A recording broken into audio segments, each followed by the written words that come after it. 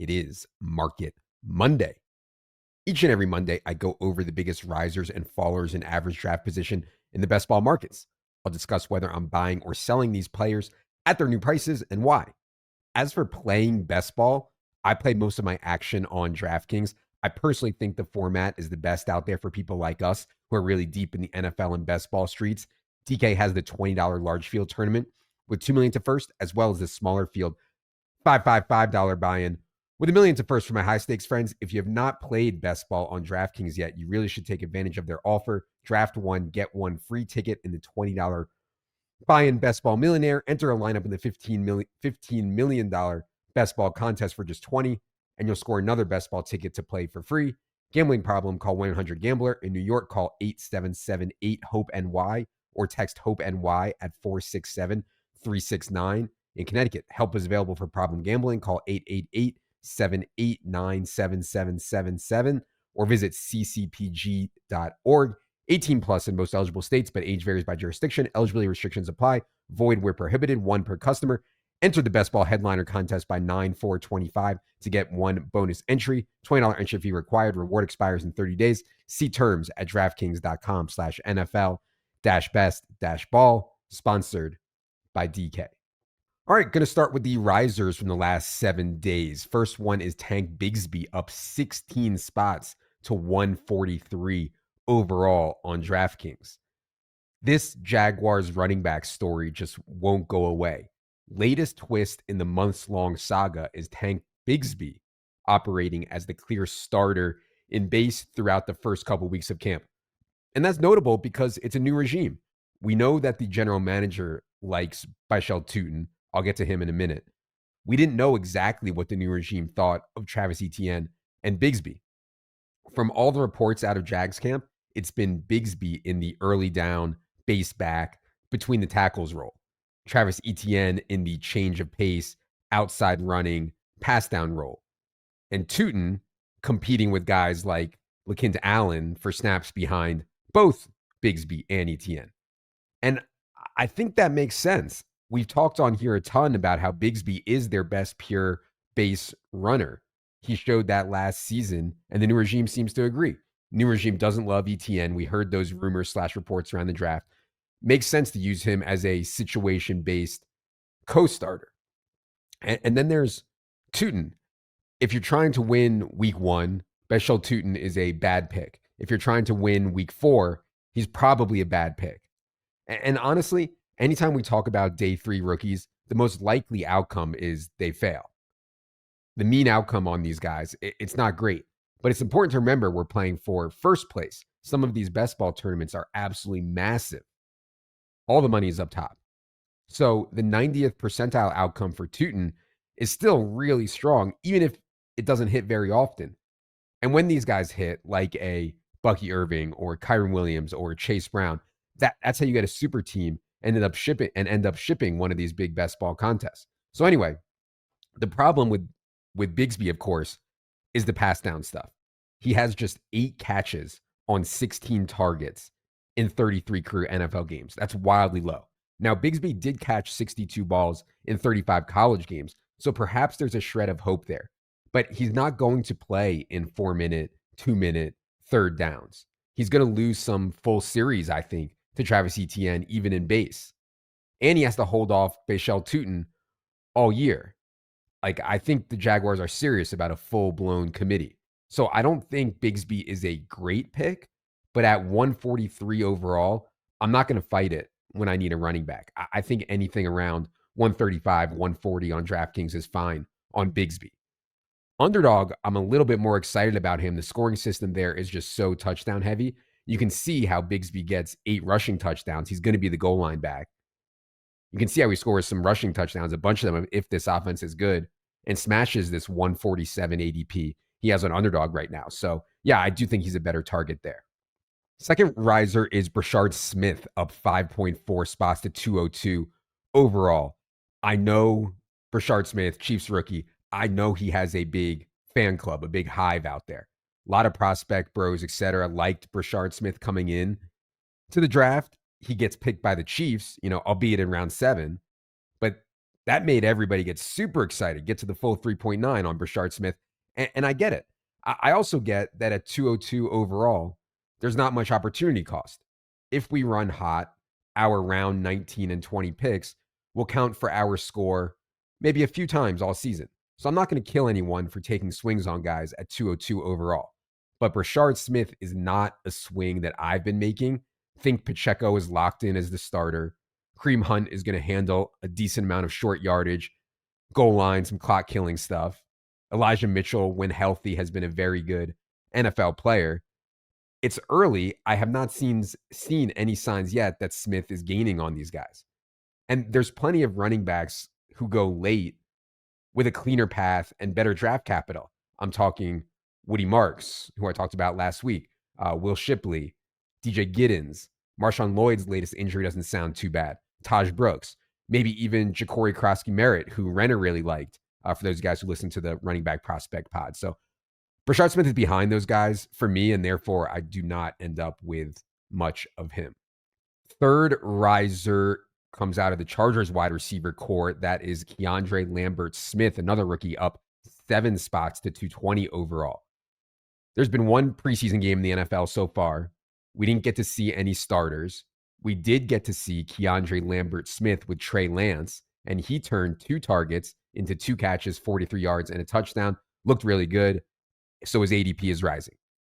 The role that Lambert Smith is trying to win is clear. The Chargers were desperate this offseason to find a true X receiver, an outside/deep wide receiver to complement Ladd McConkey and Quentin Johnston, who are best in the slot or Z roles. So they signed Mike Williams. He just retired. They also used a round 2 pick on Trey Harris and a round 5 pick on Lambert Smith. They also have former round 1 pick Jalen Reagor in the mix there as well. I would also note the Keenan Allen stuff. I know I said on here maybe 2 or 3 weeks ago that I wasn't taking Keenan Allen. Wasn't even sure if he'd play or if a team thought he could still play. Then on Friday, Tom Pelissero reported that Keenan was visiting the Chargers and there's mutual interest in a reunion. I don't love that, as Keenan can really only play slot, and that's where Ladd McConkey is best. But I can still see it happening, and I have taken Keenan a couple times since that report. So anyways, that would just add to the logjam KLS and Trey Harris are trying to overcome. I'm not too interested in Lambert Smith outside of Herbert stacks right now, but it has given me a little pause on Trey Harris at cost. If Harris can't cleanly separate from KLS, despite the draft capital gap, I mean, Harris went in round 2, KLS went in round 5. But if Trey Harris can't separate cleanly, there could be a rotation there in a role that already didn't project to be overly voluminous. So, spot that I'm watching for sure here. We'll see what happens with Keenan Allen and the Trey Harris versus KLS versus Jalen Reagor battle. Let's get to this week's fallers. First one is Khalil Shakir. This is a preemptive faller. Don't have the data here yet because the news broke Sunday that Khalil Shakir sustained a high ankle sprain. Bills are calling him week to week. Some people have thrown around a 4 to 5 week timeline for recovery, which does put week 1 in doubt. Perhaps more concerningly, this is the same ankle that Khalil Shakir sustained a high ankle sprain on just last season. We'll get Silva's take on this late in the week, likely Friday when we do a news plus rankings change show. But we immediately docked Shakir 2 games in the ETR ranks. Even if Shakir is back for week 1, these high ankle sprains scare me. They can linger. Definitely elevated risk of aggravation as well. So when you combine that with the Bills' playoff schedule, Bills' fantasy playoff schedule, which is easily one of the worst 3 in the NFL, they play at New England, at Cleveland, versus Philly in weeks 15, 16, 17. Pretty easy avoid for me right now on Shakir. Already had questions about his ceiling anyway. Catch rate is insanely high, but hard to hit for big games when your ADOT is just 5.6 yards. That was 5th lowest in the entire NFL last season in the Wan'Dale Robinson, Greg Dortch kind of range. By the way, we do have an article up on playoff schedules. If you're interested in that, check it out in the draft kit. Shout out to us. Second faller is Cade Otton, down 6.1 spots to 185 overall. Confusing one here. Not exactly sure why Otton is falling so sharply. He was never some great or standout pick. When everyone's healthy on the Bucs, he's had an extremely hard time earning targets. And then the team added Emeka Egbuka in the first round this offseason. But as we saw last year, the Bucks and Baker Mayfield can rely on Cade Otton when needed. Middle of last season, he had 3 straight games with 8+ catches, went over 77 yards in all of them. We also know Otton, regardless, is going to be among the league leaders in tight end routes run. So at 185 overall, he's going to be out there a ton in one of the NFL's best pass games. I think Otton is fine when I need a tight end.